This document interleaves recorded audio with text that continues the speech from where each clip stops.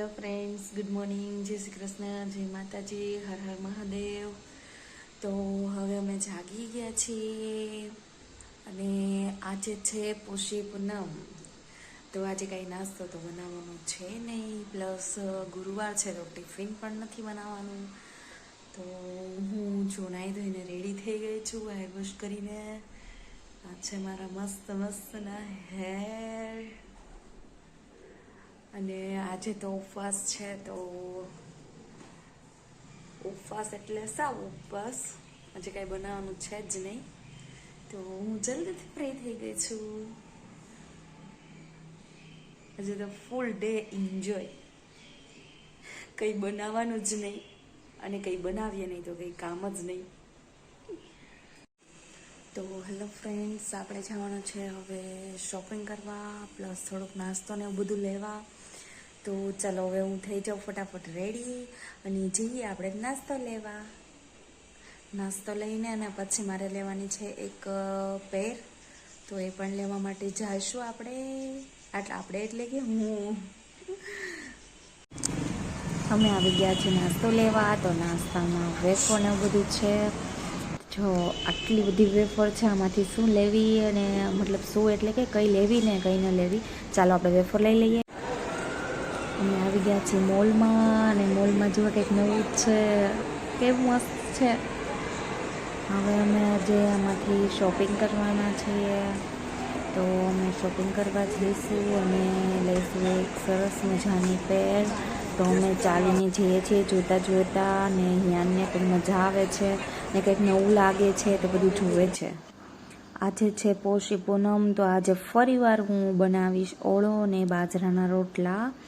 તો પોષી પૂનમ હોય ત્યારે મોસ્ટ ઓફલી બધા સાંજે જ્યારે ઉપવાસ છોડે એટલે કે એકટાણું એવું જ કંઈક હોય, તો એની અંદર બાજરાનો રોટલો હોય અને ઓળો, એનાથી ઉપવાસ ખોલતા હોય. બધી જગ્યાએ કંઈક અલગ અલગ જ હોય છે, પણ અમારે ગામડે એવું હોય કે જ્યારે પોષી પૂનમ રહ્યા હોય ત્યારે છે ને બાજરાનો રોટલો ઓળો એવું ખાવાનું અને એનાથી જ શું કહેવાય સાંજે જમવાનું એમ.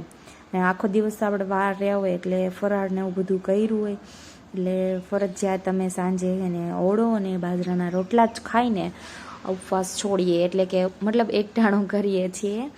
તો ઓળો હવે બનવા આવ્યો છે અને હવે બનાવું છું બાજરાના રોટલા, કારણ કે મને બાજરાના રોટલા આવડતા નહોતા, પણ સાસરે આવી ગયા પછી તો શીખવા જ પડે, એટલે મેં બાજરાના રોટલા શીખી લીધા સાસરે આવીને. અને જો હું બાજરાનો રોટલો બનાવું છું. મને એટલો બધો ખાસ બાજરાનો રોટલો બનાવતા નથી આવડતું, પણ તોય હું ટ્રાય કરીને મારાથી જેવો બને ને એવો બાજરાનો રોટલો બનાવી લઉં છું. અમારા ફેમિલી મેમ્બર ખાઈ શકે એવો તો હું બનાવી જ લઉં છું. સાવ નથી આવડતો એવું પણ નથી, ટ્રાય કરીને બધું શીખવું જોઈએ, જેવો બને એવો. પણ મારાથી એટલો બધો ખાસ નથી બનતો, પણ સારો બને છે. તો હું બનાવું છું બાજરાનો રોટલો અને બાજરાનો રોટલો તૂટી પણ જાય છે. સાંધો કરતી અને બનાવીને રિપેર કરીને બાજરાનો રોટલો કમ્પ્લીટ કર્યો છે મેં. તમે જોવો છો કે મને બાજરાનો રોટલો આવડે છે, અને ના આવડે તો શીખી લેવાનું, બીજું તો શું હોય. તો બાજરાનો રોટલો આપણો હવે ચડી રહ્યો છે અને પછી જમી લે. હવે થઈ ગઈ છે સાંજ ને હું હિયાનને સુવડાવવાની કોશિશ કરું છું, પણ હિયાનને સૂવું જ નથી. હિયાન સૂવે તો મારો સૂવાનો વારો આવે ને. આમ જો હિયાનના તોફાન, આમ જો ઘોડિયામાંથી ડોકા કાઢે છે ને ઊંધો પડ્યો રમે છે અને એવું કરે છે.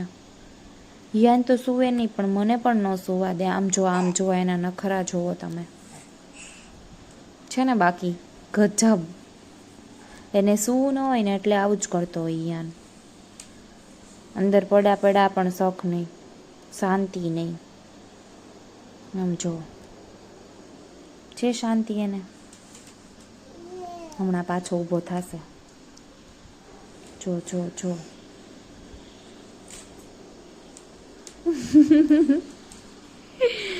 હવે ઘોડિયામાં ફાઇનલી બેસી ગયો.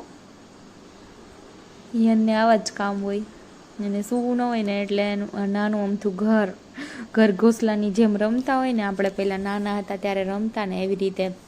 અહીંયાને તો અત્યારે કોઈ ફ્રેન્ડ ન હોય એટલે અહીંયાને એકલો ઘર ઘોસલામાં રમે છે. તો હવે થઈ ગઈ છે સાંજ અને મને આવે છે બહુ જ ઊંઘ. હવે યાન ફાઇનલી સૂઈ ગયો છે, તો હવે હું જલ્દી સૂઈ જાઉં. Good night.